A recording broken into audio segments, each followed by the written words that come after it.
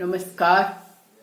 मैं इंदिरा सारस्वत, सह आचार्य श्री कल्याण राजकीय कन्या महाविद्यालय सीकर, हिंदी साहित्य की इस कक्षा में विद्यार्थियों आपका स्वागत है।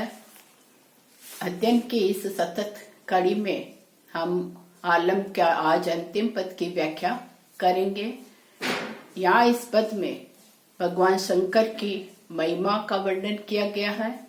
कवि आलम आस्था और भक्ति भावना से ओतप्रोत है और वे कहते हैं कि भगवान शंकर के ध्यान के पश्चात उन्हें अन्य कोई सांसारिक सुख भोग इत्यादि की मन में बिल्कुल भी इच्छा कामना शेष नहीं रह जाती।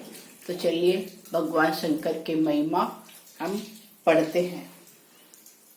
गोरस सुडोरी लिए संभूता को मत दिए, आपुन अकेलो संग गोरी तिहि लोगना, बरुनि विभूति बार लेले मुख लावे, उरहू लगावे पुण्य भावे कछु भोगना। अधारी ले धोरे धरी संपत्ति धतूरा भरी, वृषभ ले चली जाए को ताकु सोकना, जटा छिटकावे छवि छोने में बिछाए छाल, बासु की विरागी बाकी टेक बैठी जोगना। कठिन शब्द गोरस धवल दूध के समान, सुडोरी सुंदर, कि यहाँ गंगा के जल के लिए आया है कि गाय का जैसे दूध हो ऐसे धवल स्वच्छ गंगा का जल है कि जिनके मस्तक पर शंकर भगवान के मस्तक पर गंगा है और वो गंगा का जल प्रवाहित दूध के समान एकदम स्वच्छ धवल वो जल है। गौरी पार्वती, बरुणी शब्द आया है बरूनियों के लिए, विभूति राख के शंकर भगवान के शरीर पर राख का लेप लिपटा हुआ है।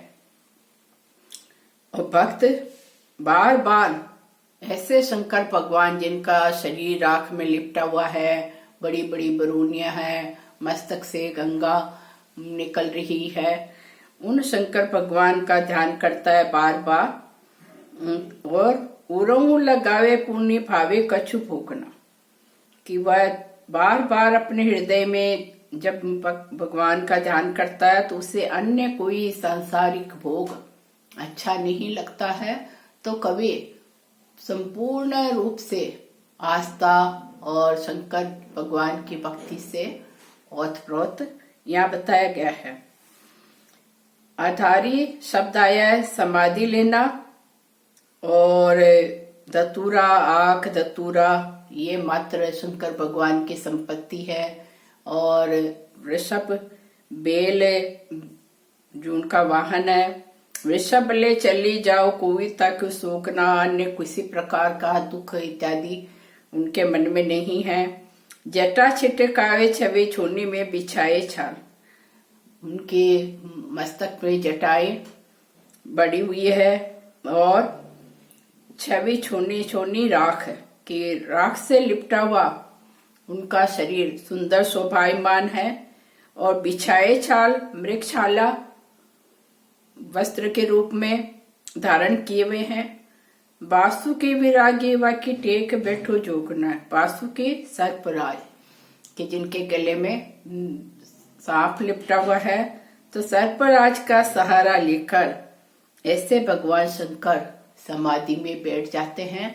तो समाधिस्थ शंकर भगवान के रूप को भक्त अपने मन में बसाता है और इसका ध्यान करने के पश्चात भक्त को कुछ पाने की इच्छा शेष नहीं रह जाती है।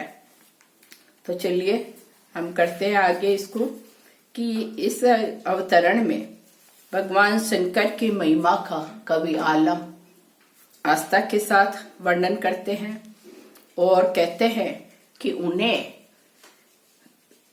सुख भोग इत्यादि का बिल्कुल भी मोह नहीं है शंकर भगवान की भक्ति के आगे। तो कवि आलम अपने आस्था प्रकट करते हुए कहते हैं कि शंकर भगवान की जटाओं में गंगा जल रूपी दूध के स्वच्छ धारा लिए हुए शंकर भगवान पार्वती के साथ गोरीति ही लोकना कि पार्वती के साथ भ्रमण करने वाले शंकर भगवान का दान करने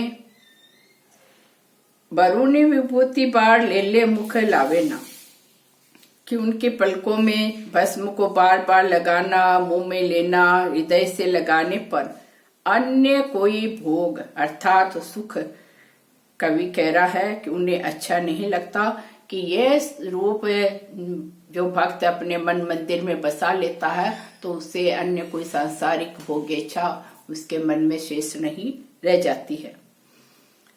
आगे कवि कह रहा है कि आधारी ले धोरी संपत्ति धतूरा भरी उरों लगावे पुण्य कुछ भोग ना वृषभ ले चली जाए को तक सुख ना। वृषभ जो नंदी जो उनका वो जो बैल है कि नंदी के सहारा लेकर धतूरे की संपत्ति भरकर शिव जी चले जाते हैं कि उनके पास संपत्ति के रूप में क्या है, आग धतूरा इत्यादि, और सवारी क्या है, बैल नंदी वृषभ, वह उनका बैल है वो सवारी है, और संपत्ति के तौर पर उनके पास केवल आग धतूरे इत्यादि है। जटा छिटकावे छवि छोनी में बिछाए छाल बासु की विरागी बाकी टेक बैठो जोग ना। कवि कहते हैं कि उन्हें किसी प्रकार का दुख नहीं होता है। जिनकी जटाएं बिखरी हुई है और धूल भरी हुई जमीन पर वो मृगशाला बिछाकर वैरागी भगवान शंकर सर्पराज बासुकी का ही सहारा लेकर समाधि में बैठ जाते हैं। तो यहाँ इस पद में कवि आलम ने शंकर भगवान की महिमा का बहुत ही सुंदर वर्णन किया है। स्वयं कवि आलम आस्था से भक्ति भावना से युक्त है, तो एक सच्चा भक्त ही ईश्वर की महिमा का वर्णन करने में सक्षम हो सकता है। अलंकारों में यहाँ अनुप्रास, स्वभावोक्ति आदि अलंकार प्रयुक्त हुए हैं। मनहरण कवित्व के पद मैत्री गति और नाद सुंदरी है, वह भी प्रशंसनीय बन पड़ा है। धन्यवाद।